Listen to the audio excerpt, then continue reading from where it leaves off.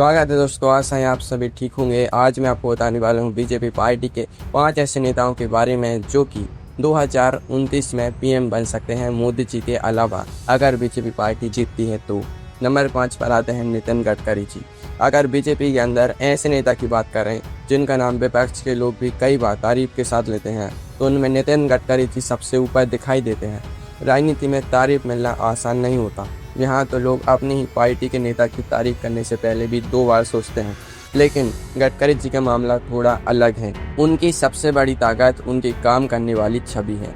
सड़क, हाईवे और इंफ्रास्ट्रक्चर की बात आते ही उनका नाम सबसे पहले लिया जाता है। कई लोग मजाक में कहते हैं कि अगर किसी गांव तक नई सड़क पहुंच गई तो वहां के लोग पहले गूगल मैप नहीं गडकरी जी को याद करते हैं।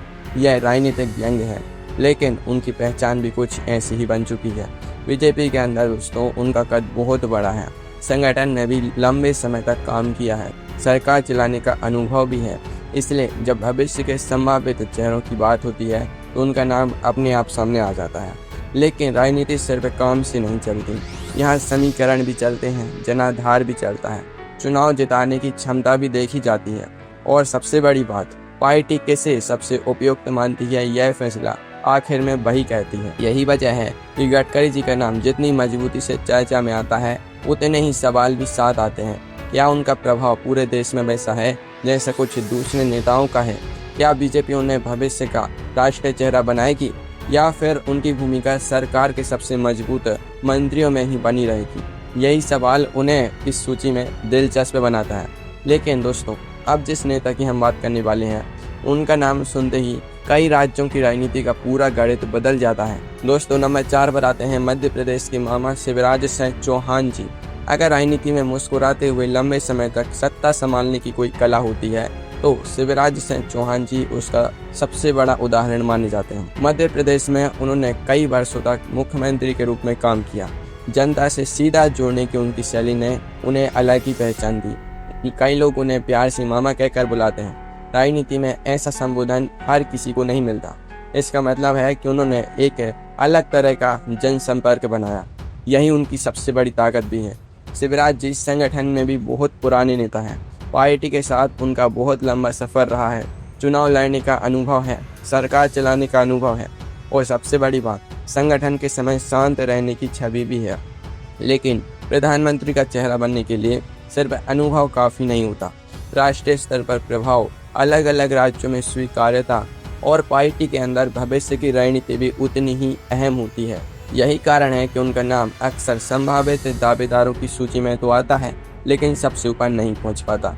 राजनीति में कभी कभी अच्छा प्रदर्शन करने वाला खिलाड़ी भी कप्तान नहीं बन पाता, क्योंकि टीम की रणनीति कुछ और होती है। फिर भी शिवराज जी को पूरी तरह नज़रअंदाज करना आसान नहीं है। अगर भविष्य में परिस्थितियाँ बदलती हैं तो राजनीति भी अपना रास्ता बदलने में देर नहीं लगाती। यहाँ तो मौसम विभाग से ज़्यादा तेज राजनीतिक मौसम बदलता है। लेकिन अब जिस नेता की बात होगी उनके बारे में ये कहा जाता है कि अगर चुनावी रणनीति एक शतरंज है तो यह खिलाड़ी कई चाल पहले सोचकर चलता है। नंबर 3 पर आते हैं देवेंद्र फडणवीस जी।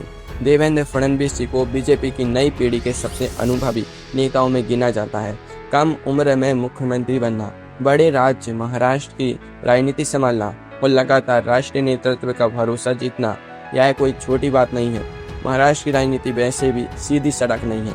यहाँ गठबंधन बदलते हैं, समीकरण बदलते हैं और कभी कभी तो दर्शकों को भी समझ नहीं आता कि अगला एपिसोड किस तरफ जाएगा।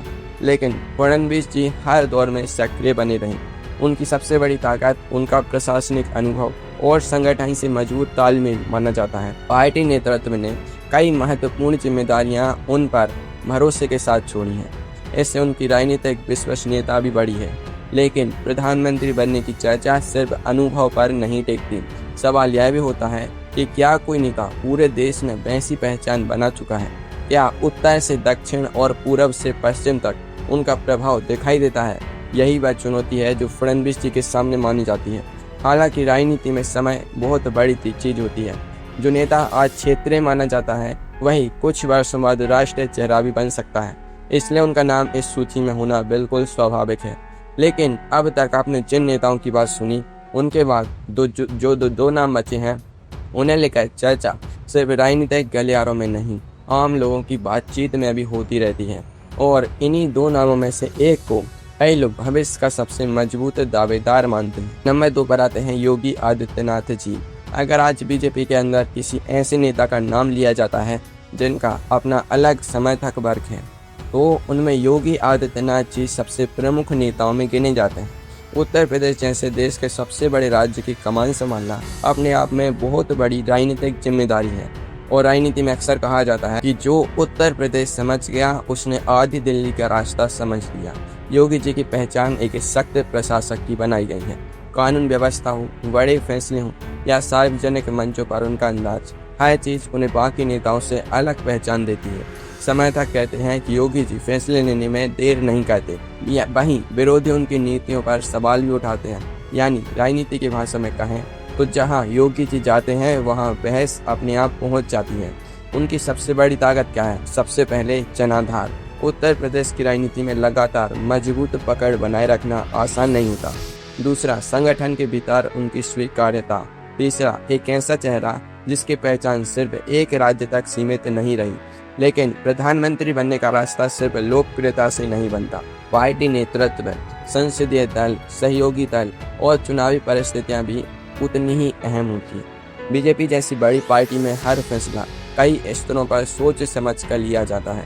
यही वजह है कि योगी जी का नाम जितनी मजबूती से लिया जाता है उतनी ही सावधानी से उसकी चर्चा भी होती है, क्योंकि आधिकारिक तौर पर पार्टी ने भविष्य के प्रधानमंत्री चेहरे को लेकर कोई घोषणा नहीं की है। फिर भी अगर राजनीतिक चर्चाओं, टीवी डिबेट और सोशल मीडिया की बात करें तो योगी जी का नाम सबसे ज़्यादा सुनाई देने वाले नेताओं में जरूर शामिल रहता है। कई बार ऐसा लगता है कि चुनाव से पहले जितनी रैलियां नहीं होती उससे ज़्यादा मुख्यमंत्री और प्रधानमंत्री की भविष्यवाणियां होने लगती हैं। राजनीति में अनुमान लगाना सबसे सस्ता काम है, लेकिन सही अनुमान लगाना सबसे महंगा। अब सवाल यह है कि अगर योगी जी नंबर 2 पर हैं तो नंबर 1 पर कौन है? वह नेता कौन है जिसे बीजेपी का सबसे ताकतवर रणनीतिकार माना जाता है? नंबर 1 पर आते हैं अमित शाह जी। अगर भारतीय राजनीति को शतरंज माना जाए तो अमित शाह जी उन खिलाड़ियों में गिने जाते हैं जो सिर्फ अपनी चाल नहीं चलते बल्कि सामने वाले की अगली चाल का भी हिसाब किताब रखते हैं। बीजेपी के संगठन को मजबूत बनाने में उनकी भूमिका को अक्सर महत्वपूर्ण माना जाता है। उन्होंने कई राज्यों में चुनावी रणनीति तैयार करने में अहम भूमिका निभाई। पार्टी संगठन से लेकर केंद्र सरकार तक उनकी जिम्मेदारियां लगातार बड़ी होती गई। यही कारण है कि बीजेपी के सबसे प्रभावशाली नेताओं की बात हो और अमित शाह जी का नाम ना आए, ऐसा शायद कभी होता ही नहीं।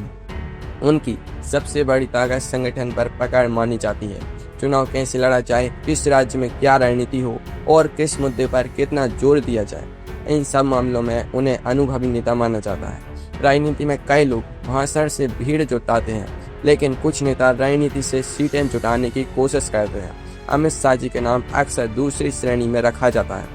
इसके अलावा उनका राष्ट्रीय अनुभव भी काफ़ी बड़ा है। देश भर में लगातार सक्रिय रहना, अलग अलग राज्यों की राजनीति को करीब से समझना और बड़े फैसलों का हिस्सा होना, यह उन्हें दूसरे कई नेताओं से अलग बनाता है। लेकिन यहाँ सबसे ज़रूरी बात समझना बेहद ज़रूरी है। प्रधानमंत्री कौन बनेगा, इसका फैसला सिर्फ TV debate, social media trend या यूट्यूब कमेंट सेक्शन से नहीं होता। आखिर में फैसला चुनावी नतीजों, बीजेपी संसदीय दल और एनडीए के समर्थन के आधार पर होता है। इसलिए यह पूरी सूची संभावित नेताओं की चर्चा है, कोई आधिकारिक घोषणा नहीं। राजनीति में एक चुनाव कई सालों की गणित बदल देता है। जो नेता आज सबसे आगे दिख रहा हो, जरूरी नहीं कि वही भविष्य में अंतिम विकल्प बने, और जो आज शांत दिखाई दे रहा हो वह भी सही समय आने पर सबसे बड़ा दावेदार बन सकता है।